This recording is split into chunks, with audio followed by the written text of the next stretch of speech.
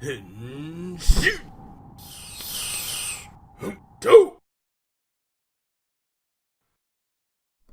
guys, welcome to this episode of the Go Mango Tokucast. I'm your host, Frozen Stratos. Here with me today we have... Strange Words. Makotoa. Jordan, welcome back to the podcast. Hey. You ain't been on here in quite a while. On today's show, we have episode 24, Space 24 of Uchuu Sentai Kyuranger. Guys, what'd you think about this episode? Wonderful. Wonderful, yeah. It was kind of crazy going into it with what we saw in the opening, though. Oh, frick. Should we talk about that first? I mean, it was the first thing we saw. Alright, that's a good point. Yeah. Oh, man, that freaking teaser for the Kyuranger movie. Yeah, I need to see that. Just came out of nowhere in the middle of the cheery opening, just like, yeah. all of a sudden, Sho Lompo dies. all of a sudden, Sho gets, like, shot through the chest with a laser on the Geth Star, and then floats out into space with a bunch of other battles with his dead body. Like, what? Yeah, floats away into the battle with the Guy fighters. The guy dies right next to Darth Vader. Oh my. Yeah, did not expect to see sudden character death in the middle of it. I'm just kind of watching like, wait a minute, wait. I'm pretty sure this is not part of normal opening. Like at first, I thought this was not. like a preview for today's episode. I'm like, what? Yeah, for a moment, it's like this is going to be happening in the episode, right? Oh my gosh! Right? Like that was brutal. It was. Mm-hmm. What a way to lead in.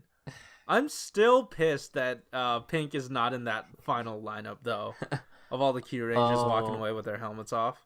Oh, she wasn't? I didn't even know. No. Wow. She was standing there without her suit, watching them leave. That pissed me off. Dang. Hey, but let's move into the episode proper. Yeah. On that cheery note. I like this episode. I like this episode a lot. If not for the simple fact that we got some good character interactions between Tsurugi and Lucky. I say they're good, but I don't think they're done well. They're only good because they finally, sort of not exchange, but they're on the same team now. They're on the same side. They finally established some sort of by the end, by the end of the episode, they did. Which I mean, like, I'm glad that it's like this kind of feeling that Lucky's had has carried over on from the previous episodes, where he's just continually more and more frustrated with the guy because he seems to not value other individuals in the team. And I mean, we got the backstory on how that all worked out in this episode too, which was pretty awesome. Yeah, with the big old bird dude. Yeah, his buddy, the bird guy, who was like, I'll be your shield. It would be horrible, if you died because you're the leader and the savior of the universe. Yeah, his dialogue was, while I liked it, it was so stilted. It was like, you know what? On the off chance that you die, I'll be your shield. I don't know. On that. I really liked the character. He was endearing to me. Yeah, no, the sentiment was great, but the fact logic that you're dealing with an immortal, and you do that to begin with, you try to defend him on your own to begin with, knowing full well that he's an immortal. You only do that when he's not an immortal anymore. I think immortal for this show was like that he would never die under normal circumstances. No. He's like he's invincible. He told him straight in the face, I won't die, remember? Oh. Yeah, like he just straight up can't die. It's so the real definition of immortality, not the just like you live forever. Yeah. Huh. I don't know. I just feel like it's real weird. And why? And I guess it's somewhat of a testament to either one, how powerful. What's his name? Oh, the Don Armageddon. Armageddon. Yeah. It's either a testament to how powerful he is, or how poor the writing is. They had to be like, oh, we gotta nerf this immortal guy. We gotta you gotta say, hey, let's just say that he puts it all into one attack. Yeah, that works. I think they could have like done it with I wouldn't normally die under circumstances. That would have worked for me. And that way, like, it would meant that, he could have been killed prematurely if the bird guy didn't get in the way. See, in that way, it makes it more difficult to understand, but simplifying his powers made it harder to understand the rest of the story around it. Yeah, so you can't win here. But, I mean, well, he didn't, technically. Yeah. Because apparently Don Armageddon guy is still alive. Don Armage. Armageddon. But, I mean, one thing that, back to the whole back and forth with Lucky, right? I was just glad that Lucky wasn't terrible this episode. Yeah. Right. I'm sure a graph exists out there, showing the inverse of showing the upward swing of the quality of episode to however many times Lucky uses his catchphrase. He didn't use it that many times this episode. Yeah. Exactly. Less catchphrases, better episode. Easy formula. Formula. He was definitely being driven by his characteristics rather than his luck, I think. Yeah. Well, and I mean, he didn't get ingested because of his luck, but I mean that worked. I was fine with it. Yeah. And I say this a lot on the XA podcast just because it frustrates me a lot. And I don't think the case applies here, but I say that when there's character conflict, when two characters hate each other, that makes me not want to like them, right? And when they throw it in there for no reason, it bothers me, and that's what they did toward the beginning of X-Aid. And the thing that they also didn't have were good characters, or at least likable characters. Yeah, not likable characters. Yeah. In this subsection, the reason why I'm not bothered by the conflict between them is, one, like, it's not touched on too much, and two, it's an important conflict. It's a necessary conflict. It's not the stupid petty crap that was going on in X-Aid, where it's you're not a real doctor, so get out of the way, or you're just an intern, I'm gonna do this all by myself and risk losing and failing because I'm full of myself. Like, that kind of petty garbage was just super irritating every episode of X-Aid, and so like, I completely agree. That kind of stuff irked me the heck off. Well, that was a weird way to put it. Guys, you guys got some water? Because that was a lot of salt that we just poured in there. We did. I'm sorry. Unpopular opinions here, but if you hate our opinions, please tell us in the. That's in the end. That's in the end. Give us a dislike and leave a comment telling us. Hey, let's shut up. An upside down dislike to show that you're unique. Guys, Kyuranger was good this week. Yep. Kyuranger is consistently good. I'll give it. It's consistently enjoyable for me. I can look forward to it.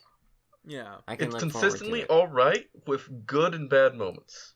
Yeah.